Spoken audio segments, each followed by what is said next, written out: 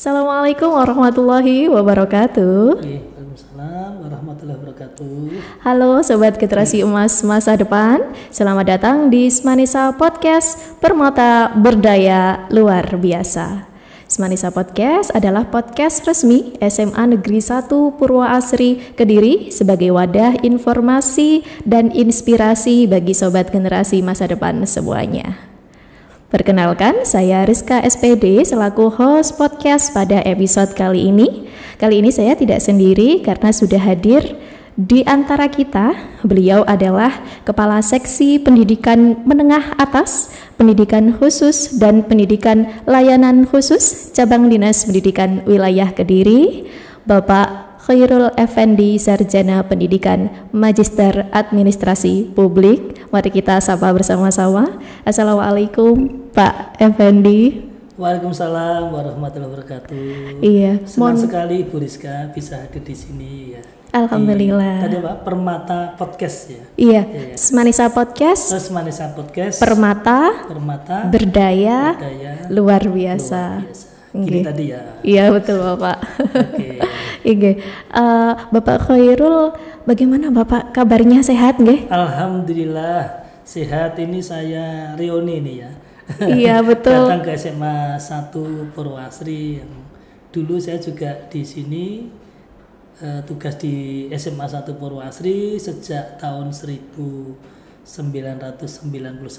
sampai 2020. Masya Allah, pengabdiannya. Ya, 2020 baru diminta membantu di cabang dinas pendidikan wilayah Kediri. Gitu. Baik. Rizka, ya. Tentu saja dengan banyak prestasi yang Bapak Khairul ini sudah torehkan ya, sehingga diminta langsung untuk menjadi kepala seksi SMA dan pendidikan khusus di cabang dinas wilayah Kediri.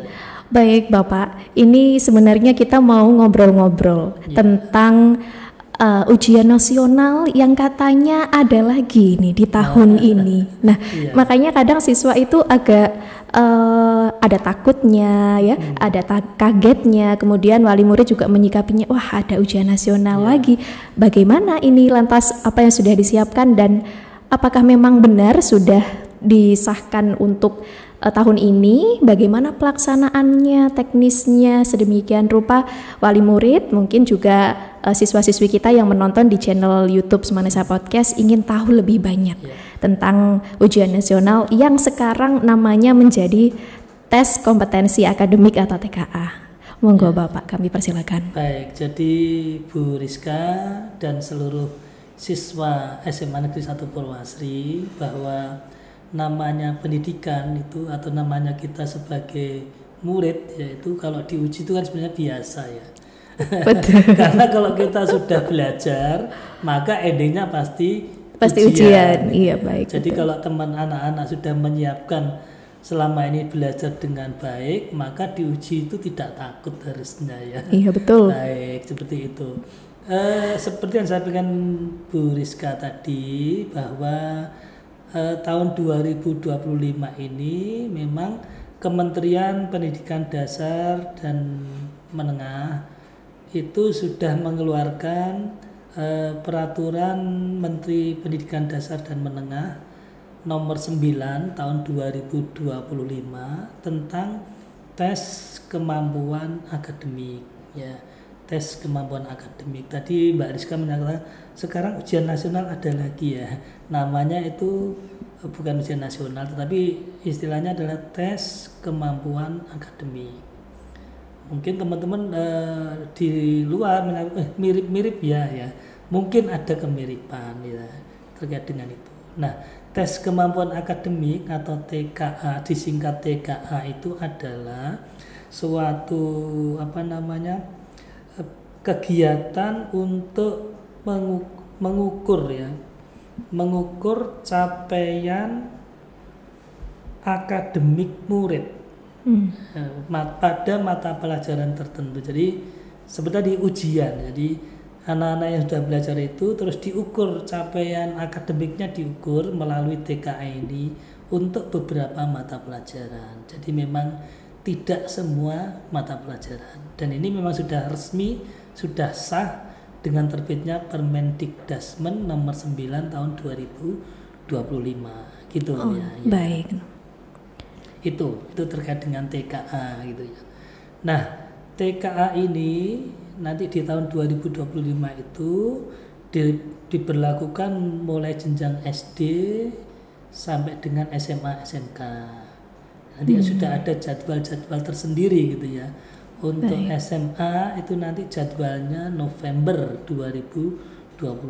Wow. Ya, ini sudah sangat dekat ya. Betul. Makanya anak-anak kelas 12 ayo kita sudah mulai mempersiapkan diri gitu ya. Baik. Wah, untuk TKA-nya November tahun ini sudah mulai digelar.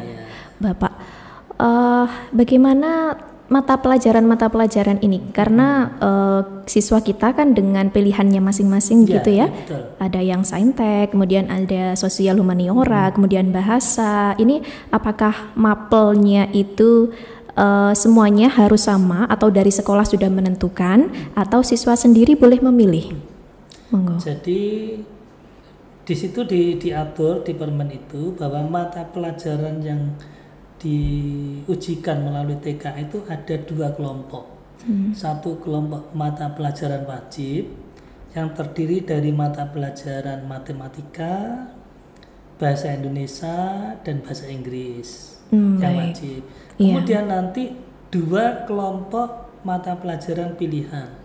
Nah, nanti ini anak-anak bisa memilih 2 mata pelajaran pilihan sesuai dengan kelompok peminatan ya, kelompok pilihan mapel yang mereka ikuti di kelas 11 dan di kelas 12. Milih 2 gitu ya. Jadi mungkin jadi dalam satu kelas kelompok saintek itu anak satu dengan murid satu dengan murid lain pilihannya berbeda, bisa jadi gitu. Jadi sesuai dengan minatnya anak tadi gitu. Dua itu untuk mata pelajarannya itu ada 5 berarti ya. Iya. Mbak Rizka. Ada 5 mata pelajaran. Kalau saintek misalkan ya, nanti matematika, bahasa Inggris, bahasa Indonesia, kemudian 2 mapel pilihan, mungkin fisika kimia, fisika dan kimia. Iya. Kalau humaniora, sosial dan humaniora maksud kami berarti nanti pilihannya ada ekonomi atau geografi, sosiologi sesuai dengan yang diminati anak-anak. Sesuai dengan yang diminati dan sesuai dengan pilihan mapel peminatan ya, mapel pilihan mereka. Iya, betul. Di kelas 11 gitu ya. Iya. Itu aja. Nanti kalau milih di luar itu kan bingung nanti ya dia. Iya. Baik Bapak. Kemudian ini kalau ujian nasional waktu itu kan semuanya wajib mengikuti. Nah, apakah TKA ini juga semuanya wajib mengikuti sehingga nanti diharapkan anak-anak yang sudah lulus di kelas 11, maksud kami naik kelas di kelas 12 itu semuanya harus mempersiapkan diri untuk TKA ini. Iya. Jadi untuk TKA ini bedanya dengan yang dulu namanya ujian nasional itu, kalau TKA ini sifatnya tidak wajib, ya, tidak wajib, pilihan. Jadi anak-anak yang siap ya ikut TKA, gitu ya, tidak wajib. Kemudian TKA ini tidak menentukan kelulusan, jadi tidak wajib, tidak menentukan kelulusan, sehingga misalnya ada murid yang tidak ingin ikut TKA, bagaimana? Kalau sesuai dengan permennya ini tidak apa-apa ya, karena ini adalah hak mereka.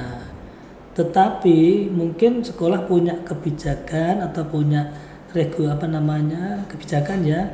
Yo anak-anak itu mengikuti pendidikan yang sama gitu ya. Iya, betul. Pembelajaran yang sama, masa nanti satunya ikut satunya sebenarnya tidak apa-apa ya, cuma ini tadi tujuannya mengukur capaian akademik. Jadi anak-anak tentunya juga ingin tahu capaian akademik saya itu seberapa ya. Iya, betul. Gitu. Nah, makanya juga penting sebenarnya ini ya. Jadi ini kenapa demikian? Karena salah satu manfaat dari TKA itu hasilnya itu juga bisa dijadikan salah satu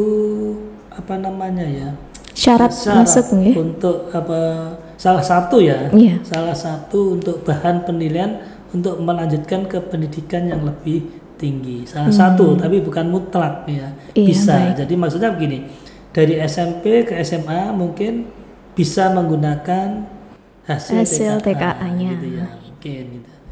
Tapi tidak mutlak ya, bisa menjadi pilihan seperti itu. Iya, betul, karena Kenapa ya. Iya. Karena kan tidak wajib tadi. Nanti kalau Iya, itu betul. menjadi wajib bagiannya gitu ya. Iya, iya. Sesuai dengan yang kemarin ini dan sekarang sedang berjalan SPMB, Bapak. Ya. Itu juga banyak tahap-tahapnya gitu Ya, kan. betul. Itu. Jadi ada banyak, bisa mungkin nanti suatu saat hasil TKA ini bisa dipakai. Ya, Kemudian ada betul. zonasi, atau tes-tes yang lain yang non akademik, prestasi-prestasinya anak-anak di bidang yang lain. Ya, Nggih. betul ya. Begitu. Baik. Mbak Rizka. Terima kasih Pak Khairul. Itu untuk seputar tes kemampuan akademik ya, berarti harus segera disiapkan untuk siswa-siswi ya kelas 11 yang sudah naik ke kelas 12 ya. Karena materinya ini cakupan materinya berarti keseluruhan materi Bapak ya, dari kelas 10, 11, 12 atau bagaimana? Ya. Jadi untuk materinya karena nanti dilaksanakan di bulan November, sedangkan anak-anak atau murid-murid di kelas yang masuk kelas 12 itu kan mulai bulan Juli. Ya, tanggal 14. Jadi ada rentang waktu Juli sampai dengan November ya. Iya. Tentunya cakupan materinya kalau hanya kelas 12 kan cuma sedikit Iya, ya. betul. Makanya ini tentunya seperti UN dulu ya, cakupan materinya mulai dari kelas 10 sampai di kelas 12 sampai dengan bulan November tadi. Kemudian TKA ini dilaksanakan semuanya berbasis komputer. Ya, Tidak ada baik. yang berbasis Kertas, iya. Berbasis komputer gitu ya. Kemudian ini yang penting, sekolah yang bisa menyelenggarakan TKA itu adalah sekolah-sekolah yang sudah terakreditasi. Terus tanya gimana kalau ada sekolah yang belum terakreditasi, apakah kalau ada muridnya mau ikut TKA tidak bisa? Tetap bisa, tetapi dengan cara sekolah itu menggabung ke sekolah yang sudah terakreditasi ya. Jadi seperti itu. Baik. Pasti ada solusi ya kalau iya pasti. kendalanya gitu ya. Berarti sama seperti waktu itu ya Pak ya, ujian nasional kan ada yang ikut dengan sekolah lain.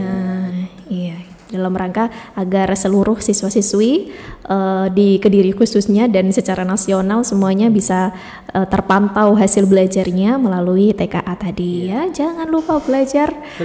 Nah, belajar.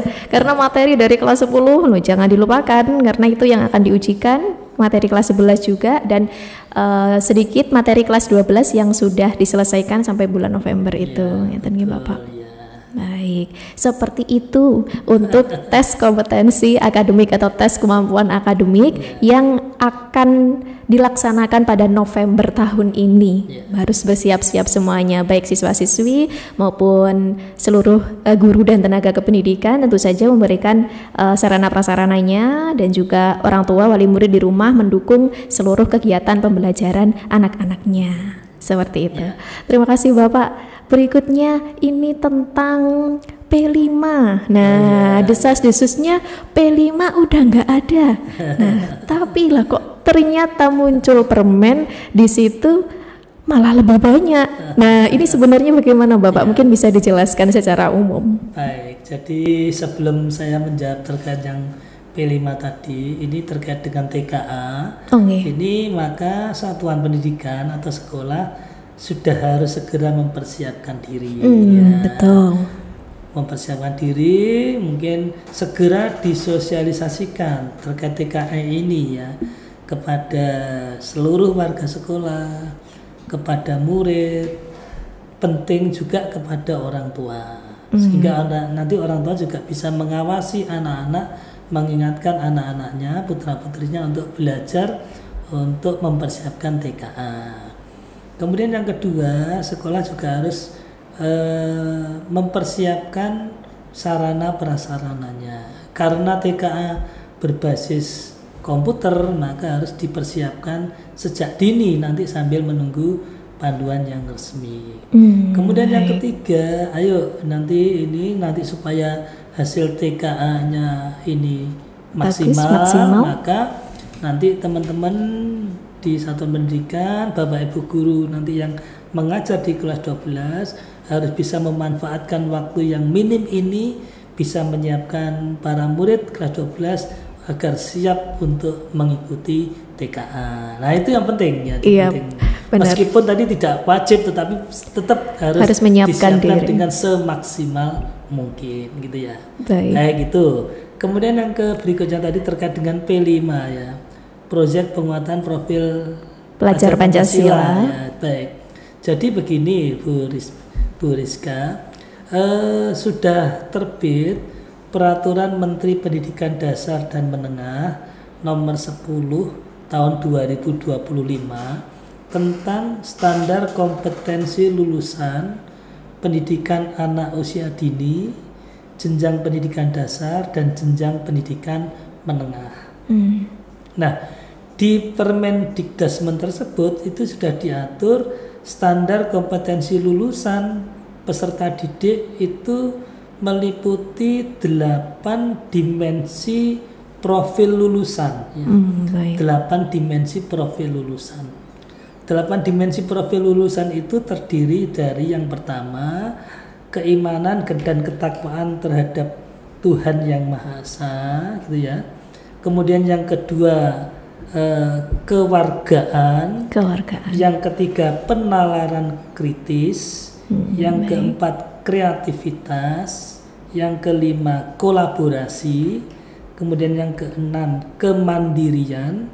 Yang ketujuh, kesehatan. Dan yang kedelapan, komunikasi. Jadi nanti standar kompetensi lulusannya ini menjadi panduan atau menjadi apa namanya ya, patokan standar yang harus dicapai oleh siswa, pedoman ya. Nah, jadi pedoman untuk 8 SKL menjadi pedoman sebagai pedoman penentuan kelulusan. Baik. Kalau yang lalu itu namanya profil pelajar Pancasila, maka dengan terbitnya Permendikdasmen ini menjadi 8 dimensi profil lulusan. Nah, gitu ya, jadi seperti itu. Dan ini menjadi pedoman penentuan kelulusan. Jadi nanti murid yang lulus dari satuan pendidikan harus memenuhi 8 dimensi profil lulusan tersebut. Nah, nanti uraiannya dan panduannya nanti akan mungkin segera diterbitkan terkait dengan 8 dimensi profil lulusan tersebut. Jadi ini juga, maka sekolah juga harus menyiapkan ini ya, segera menyiapkan ini ya, seperti itu.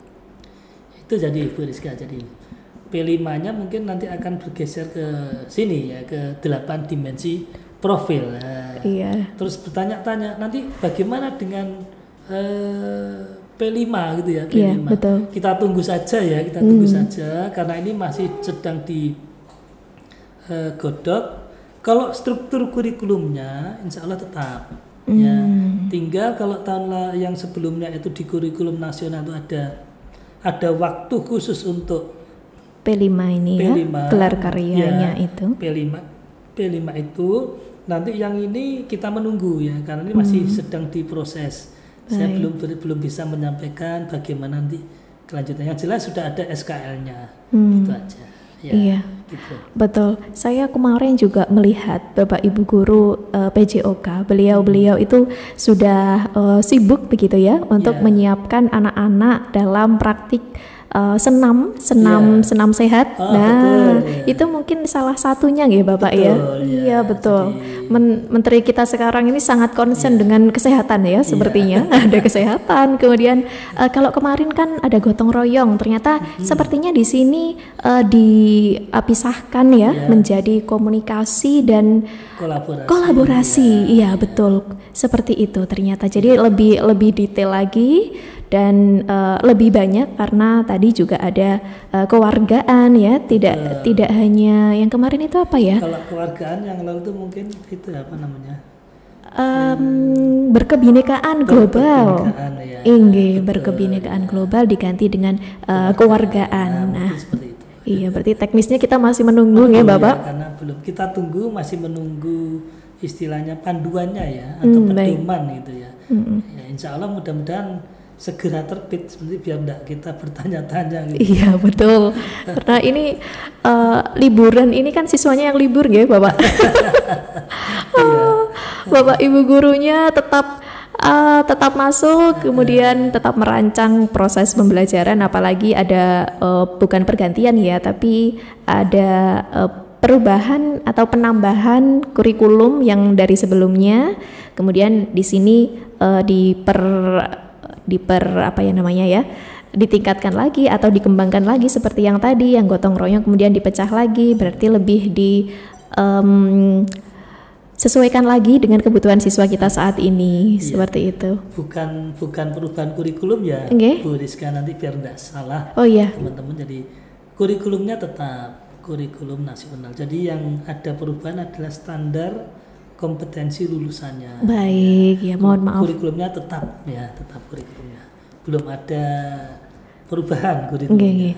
Tetap kurikulum merdeka. Kurikulum nasional ya. Kurikulum nasional. Oh baik. Tetap kurikulumnya tetap. Jadi tidak ada perubahan kurikulum. Ya, seperti itu Sobat Generasi Emas Masa Depan terkait dengan informasi TKA dan standar kompetensi lulusan. Nah, berikutnya mungkin ini Bapak terkait sekarang dengan adanya kemajuan teknologi. Nah, ini siswa-siswi kita itu semakin cepat beradaptasi untuk mengerjakan tugas, adaptasi untuk berkreativitas dalam kegiatan pembelajaran. Nah, apakah ini sudah sesuai dengan tujuan pendidikan? Apakah teknologi yang sekarang ini sudah sangat pesat ini bisa efektif, benar-benar efektif 100% untuk menunjang proses pembelajaran, atau seperti apa? Karena saya juga guru biologi, kebetulan mengajar di kelas, itu melihat kadang siswa ada yang kurang fokus begitu karena terlalu fokus dengan HP-nya sendiri, sehingga ketika guru menjelaskan atau ketika berdiskusi temannya presentasi itu ya hanya sebagian saja. Ada yang fokus tapi ada juga yang kurang fokus. Nah, apakah ini penting untuk dijadikan pertimbangan tentang penggunaan gadget mungkin terkait proses pembelajaran di kelas? Monggo Bapak. Baik, jadi memang sekarang ini dengan era modern, era digital ini, semua aspek kehidupan itu terpengaruh untuk ini ya, semuanya, mau di bidang pendidikan, mau di bidang sosial, di bidang ekonomi, semua ini terpengaruh oleh adanya kemajuan teknologi ini. Apapun ya sekarang, apapun kita mau mencari informasi apapun sudah siap di dunia maya gitu ya, di media-media sosial dengan berbagai aplikasi tersebut. Gitu, semuanya seperti itu. Nah, teknologi ini memang ada seperti dua mata sisi uang ya. Satunya bisa bermanfaat, satunya bisa membawa dampak negatif, tergantung siapa yang menggunakan itu. Kan begitu ya? Iya, termasuk betul. Siswa, termasuk murid ya. Murid itu bisa menggunakan gadget misalnya atau handphone ini dengan dua pilihan. Mau menggunakan yang positif atau mau mengambil dampak negatifnya gitu ya. Kasus-kasus yang dialami seperti Bu Rizka itu memang ada dan memang terjadi pada saat pembelajaran, karena anak-anak membawa HP, membawa handphone, tiba-tiba di WA oleh temannya gitu. Iya, kadang-kadang orang tua juga tidak, kalau mau komunikasi dengan anaknya tidak melihat komunikasi jadwal, oh ini sedang apa ya di sekolah gitu. Jadi memang itu perlu juga menjadi bahan pertimbangan. Yang penting begini, kalau menurut saya begini, anak-anak itu kita bisa menghitung ya, anak-anak ini dalam satu hari itu berapa jam dia menggunakan handphone. Ya. Kalau kita lihat pulang sekolah gitu ya, mungkin udah langsung HP, di sekolah juga HP, nanti sore sampai malam HP, bahkan sampai tengah malam tuh pasti pakai HP. Makanya ini kalau ini anak-anak tidak bisa mengendalikan diri, maka nanti dia akan menjadi kecanduan kan itu ya. Menjadi kecanduan. Sudah kecanduan sudah sulit. Ada kasus anak murid siswa tidak mau sekolah karena sudah kecanduan game online. Kecanduan game sehingga dia tidak mau sekolah. Kenapa tidak mau sekolah? Karena malam bangunnya tidak bisa pagi ya itu. Akhirnya menjadi hal yang merugikan bagi anak-anak. Jadi ini perlu kita sadari bersama. Kita perlu memberikan waktu istirahat, ya, waktu istirahat bagi otak kita dari paparan teknologi tadi, ya. Dari paparan kalau kita menggunakan HP, menonton televisi atau menggunakan laptop itu kan ada paparan ya yang bisa berpengaruh terhadap kemampuan pikir kita. Jadi kita perlu memberikan namanya jeda digital. Jeda digital itu adalah waktu di mana kita sengaja menghindarkan diri dari penggunaan handphone, peralatan-peralatan elektronik, peralatan-peralatan digital. Kita perlu memberikan waktu istirahat yang kita beri nama jeda digital ini. Gitu ya. Jadi kita perlu itu, dan anak-anak juga perlu diberikan waktu seperti itu ya. Nah, apa sih tujuan kita memberikan jeda digital pada diri kita ini? Supaya kita bisa beristirahat dari paparan tadi ya, perangkat-perangkat digital gitu.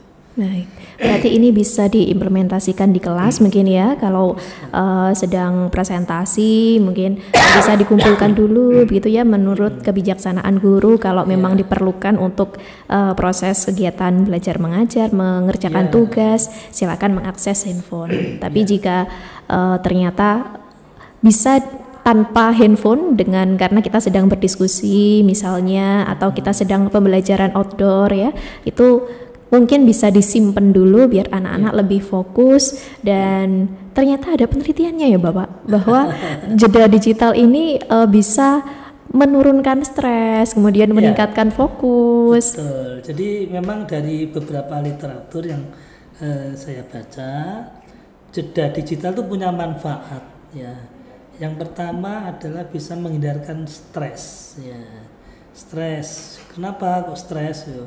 Itu tadi paparan dari perangkat digital yang terus menerus bisa mempengaruhi saraf-saraf otak kita gitu ya, stres. Selain itu mungkin stresnya kalau dia sudah kecanduan, kalau tidak menggunakan kan jadi bingung ya. Nah, itu juga menjadi stres. Kemudian manfaat yang kedua, jeda digital ini untuk di kalangan pelajar itu bisa meningkatkan fokus dalam mengikuti pembelajaran. Tadi Bu Rizka punya kasus. Pada saat mengajar ada siswa muridnya yang main HP. Ya. Mungkin di WA temannya, orang tuanya main HP, sehingga mengurangi fokusnya. Kalau seandainya anak-anak belajar di kelas pada saat tidak membutuhkan HP ya, maka anak-anak bisa fokus gitu ya. Nah, gitu. Fokus, anak-anak bisa fokus untuk mengikuti pembelajaran. Kemudian bisa pula jeda digital ini untuk meningkatkan kreativitas. Memang sih HP ini bisa bermanfaat membantu anak-anak untuk mengerjakan tugas-tugas ya.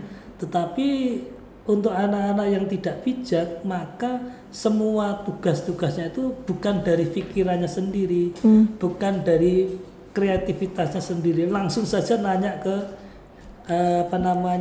aplikasi-aplikasi ya. Mungkin tanya ke AI. Iya betul. AI sekarang kan banyak Bapak. WA aja sekarang ada AI-nya. AI itu kan pintar sekali. Ditanya apapun pasti bisa jawab. Kan? Betul. Nanti anak-anak juga bisa nanya ke Google gitu.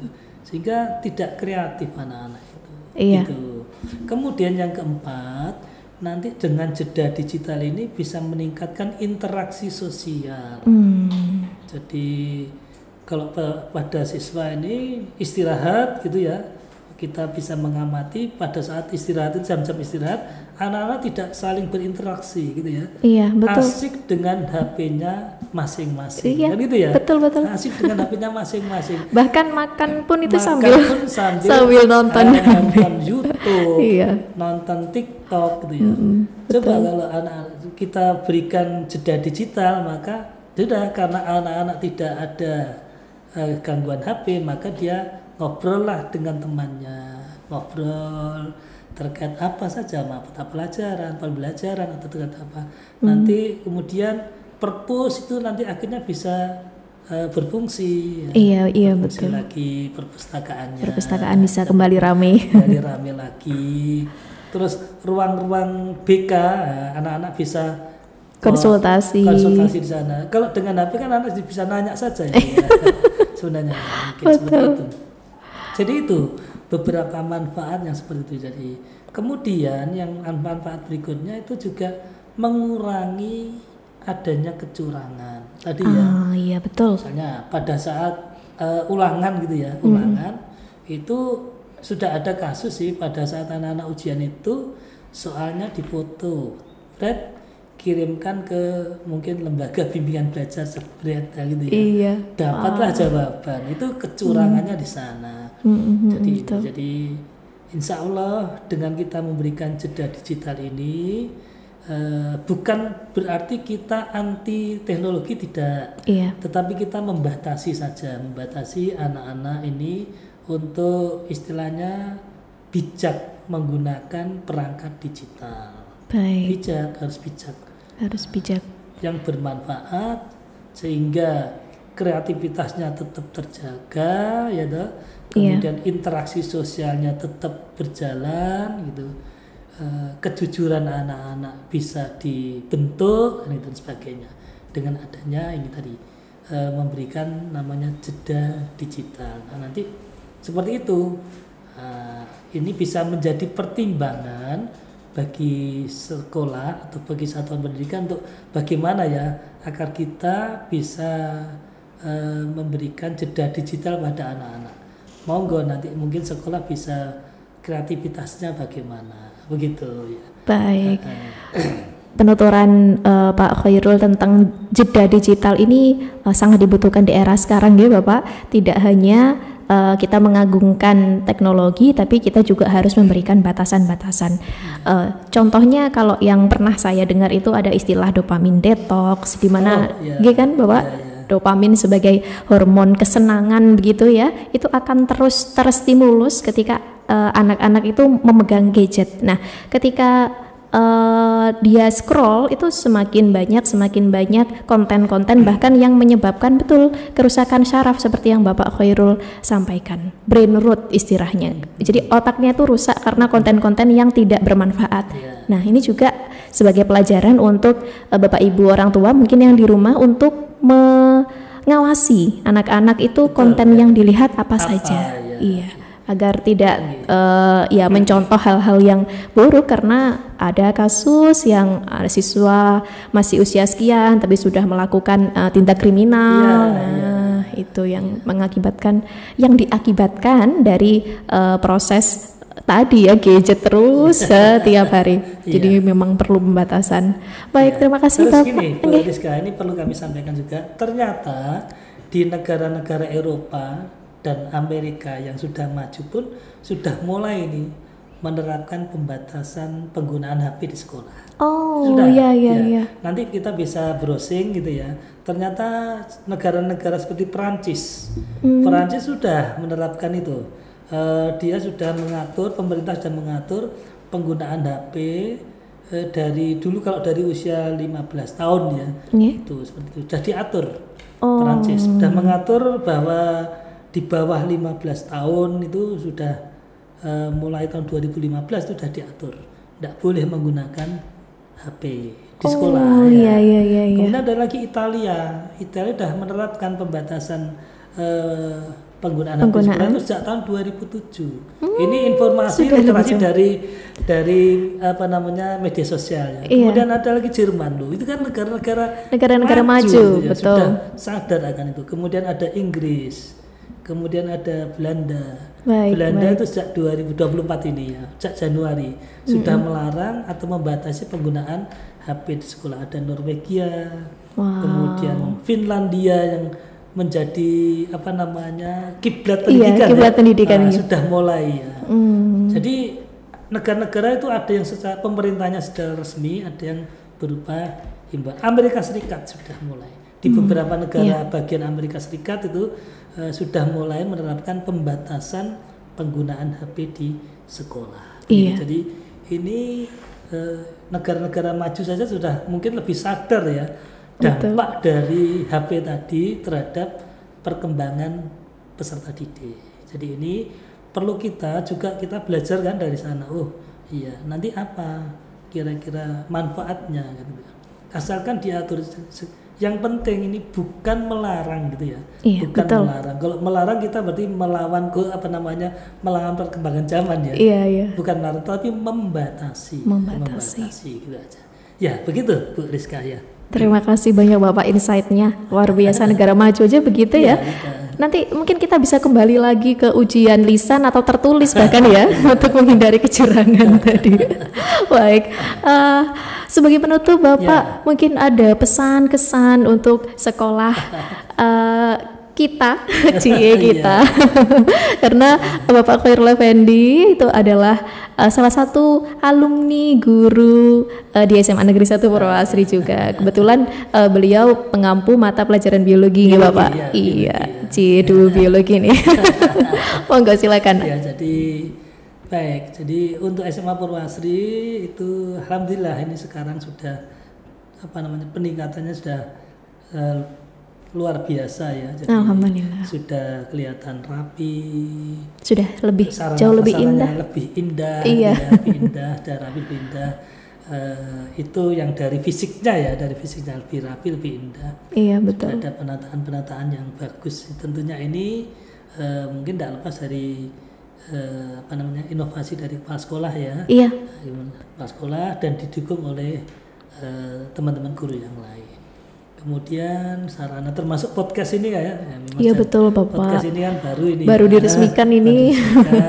Kemudian itu dari segi fisik. Ya, dari segi fisik. Nah nanti kalau dari segi sumber daya manusia saya lihat juga sudah banyak guru-guru baru yang masih muda-muda, punya semangat yang baru ya. Amin. Punya kompetensi yang bagus. Insya Allah. Nanti bisa membimbing para murid untuk bisa istilahnya meningkatkan kompetensinya. Ingat ya, tujuan pendidikan SMA ini adalah nanti bisa mengantarkan anak-anak didiknya melanjutkan ke jenjang pendidikan yang lebih tinggi. Iya. Nanti PR-nya, SNBP-nya itu harus dipersiapkan agar bisa meningkat di tahun-tahun berikutnya, termasuk SNBT-nya ya. Betul. Gitu.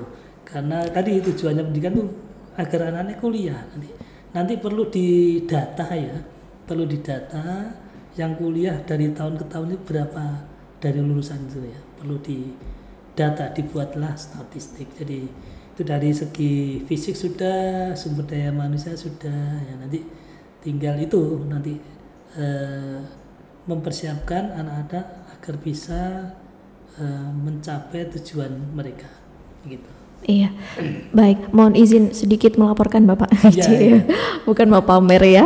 Tapi alhamdulillah sudah dari tahun-tahun sebelumnya siswa-siswi kita banyak yang sudah diterima di perguruan tinggi, mulai dari Universitas Erlangga, kemudian Universitas Negeri Surabaya, UNESA, UM, kemudian ITS ya. Ada juga yang di agama seperti IAIN di Kediri, di Malang, kemudian di Tulungagung. Insya Allah semoga nanti bisa semakin banyak lagi anak-anak yang melanjutkan ke tingkat perguruan tinggi. Karena mengingat juga latar belakang daerah di sekitar SMA Negeri 1 Purwasari.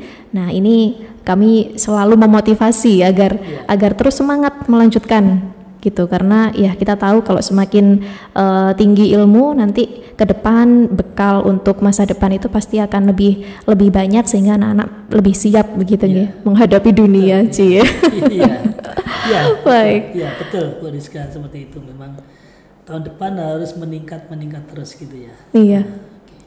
Terima kasih banyak Bapak Khairul Effendi SPD MAP, beliau selaku Kasih SMA Cabang Dinas Pendidikan Wilayah Kediri. Luar biasa, ini sudah tidak terasa sudah cukup panjang kita ya kita ngobrolnya. Jangan lupa terus pantau informasi-informasi dan inspirasi dari SMA Negeri 1 Purwasri, bisa diakses melalui web SMAN1 www.sman1purwasri.sch.id, bisa juga melalui YouTube di Semanesa Official, kemudian Instagram di SMAN1 Purwasri. Banyak sekali informasi dan inspirasi yang bisa sobat generasi masa depan dapatkan. Baik, terima kasih. Saya Rizka SPD mohon pamit undur diri. Tetap semangat. Semanesa Podcast, Permata Berdaya Luar Biasa. Assalamualaikum warahmatullahi wabarakatuh.